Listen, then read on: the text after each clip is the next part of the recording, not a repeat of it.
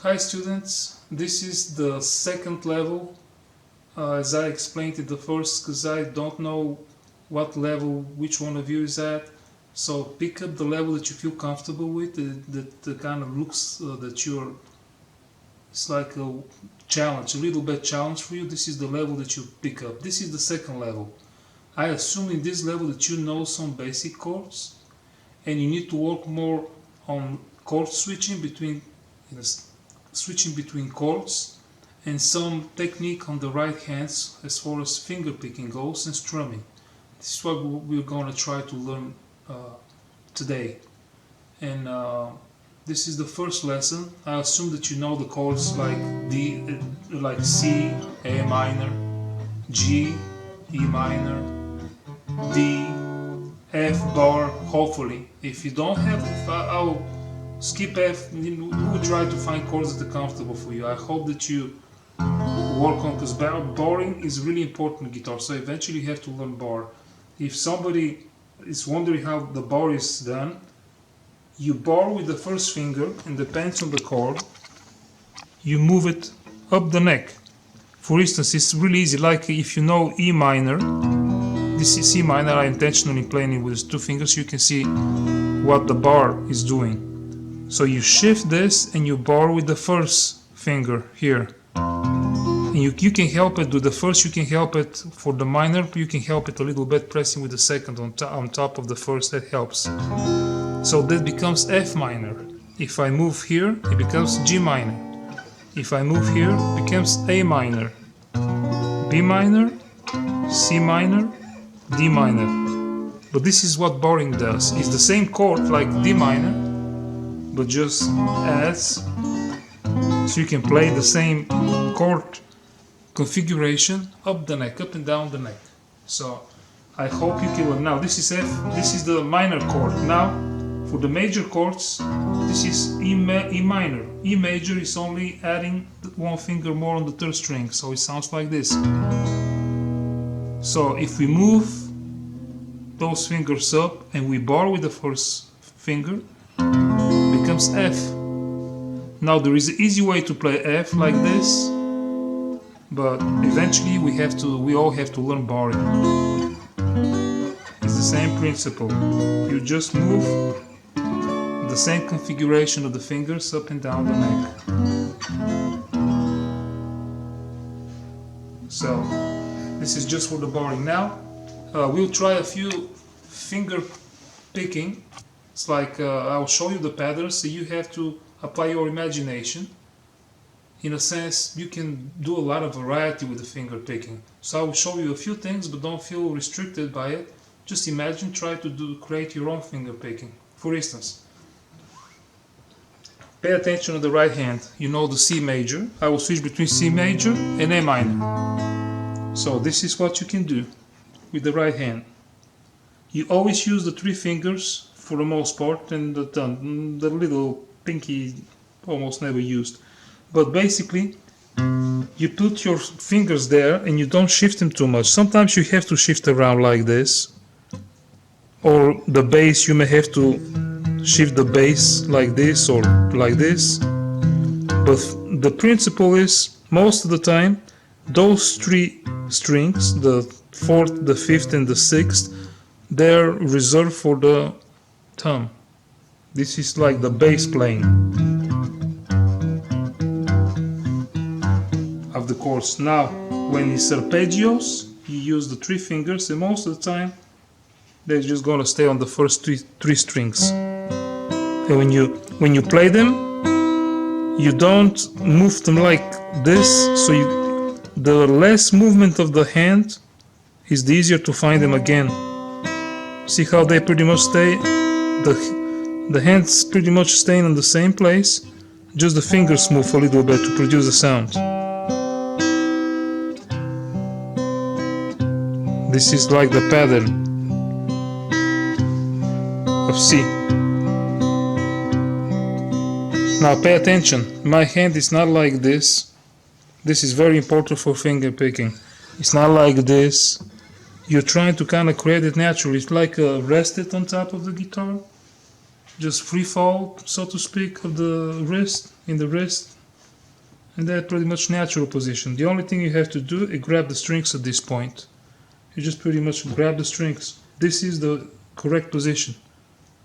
You don't do like this on an angle, because that's gonna just, it's very hard.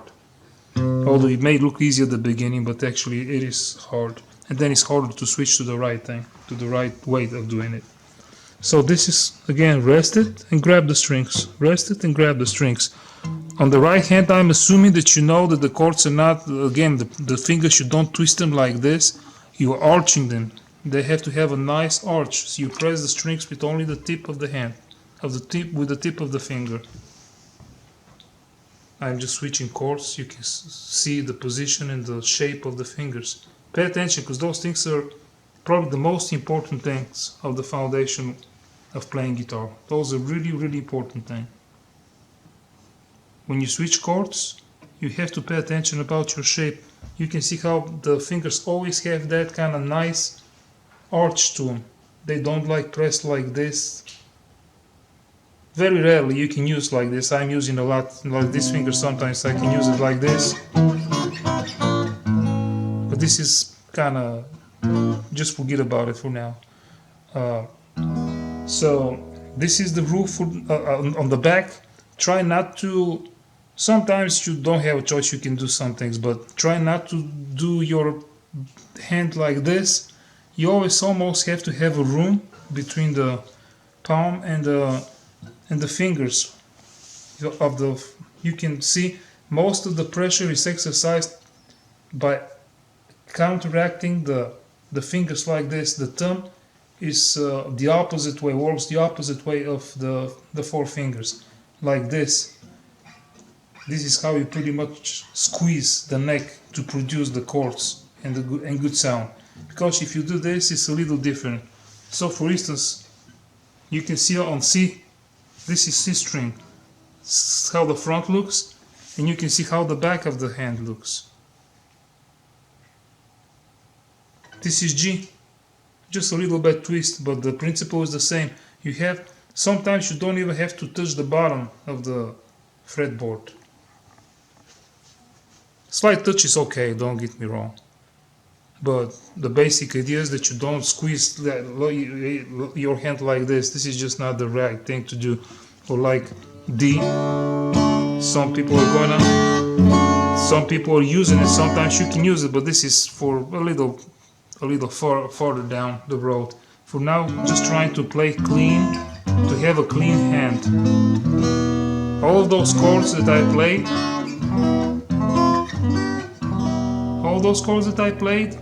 the hand barely touches the bottom, and the power of the squeeze is between the thumb and the finger. It's like this, and you get used to it. This is the right way to do it. Okay, now let's go back to a few patterns. So hopefully, you can enjoy it and improvise on your own, kind of develop it from there. Okay. This is downward pattern. You can see it starts from the 5th, and then the 3 strings are on the bottom are pulled by 1st, 2nd, 3rd finger. I'm playing a little faster so you kind of get the idea that it can sound better than just doing like this. Although if you in rhythm, even slow playing should sound pleasant. Then you switch to A minor. Now I'm gonna play it a little faster so you can see.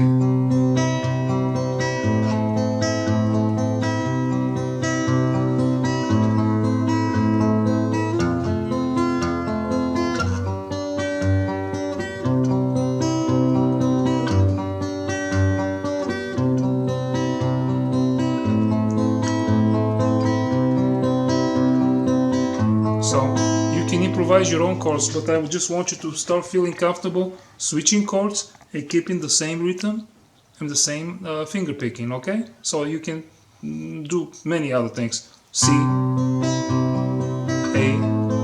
minor, F, G, C, E minor, F, so it won't change. See?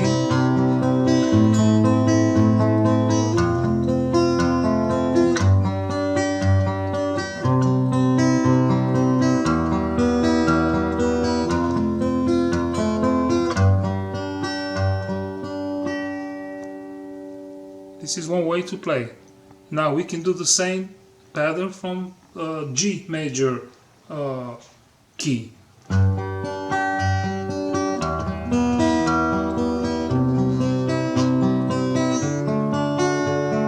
G, E minor, C, D, G, E minor. For variety, we're just going to switch it now.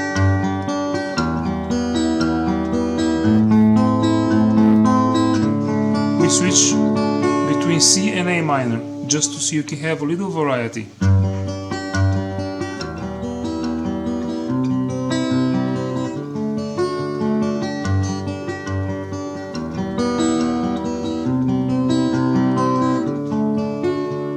And it's very important when you play, don't rush it. Try to get the rhythm and the feel, because you can really kind of, from the simple chords, you can bring out melody and almost a song just by playing it with, you know, kind of diving into the music, the feel of the music, the rhythm of the music. So we'll try to do the same thing. We'll just make it a little, we'll just, once we finish the downstroke, we're gonna reverse it back. The bottom strings reverse, they go down, and then we add the second string and the third string.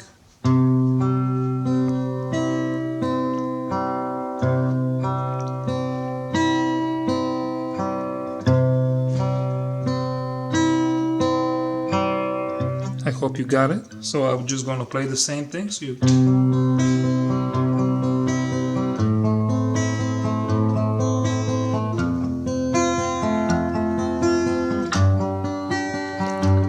Then C, variety, E minor.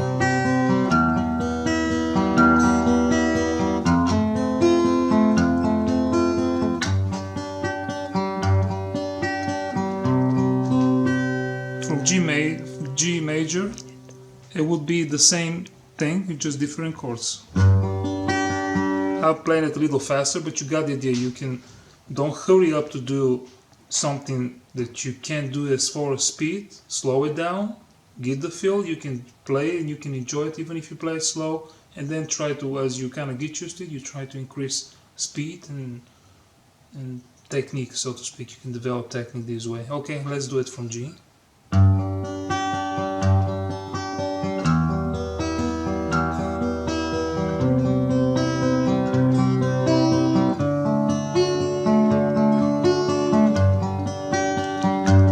E minor, A minor,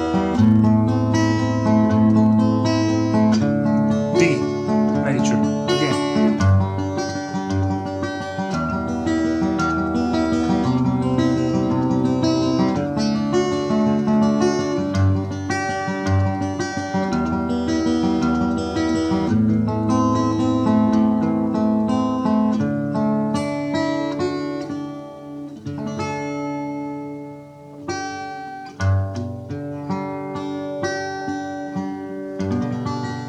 This is just an improvisation for those who really kind of like to play around and try different things.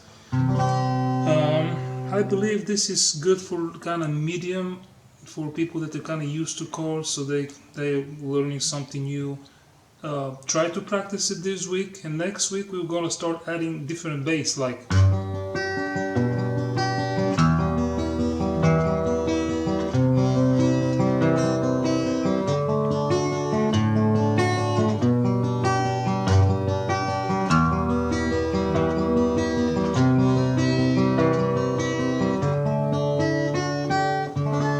this is just an introduction what you can do. Then you start playing a little bit with the bass of the, you know, the bass strings of the guitar.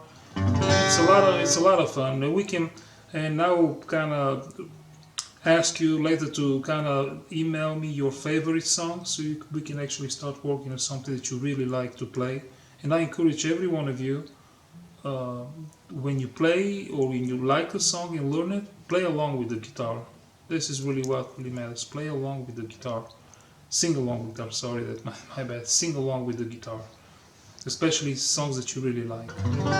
Okay, I think that's enough for today's lesson. Thank you very much for your attention. Try to practice and enjoy it. Thank you very much once again. See you next time.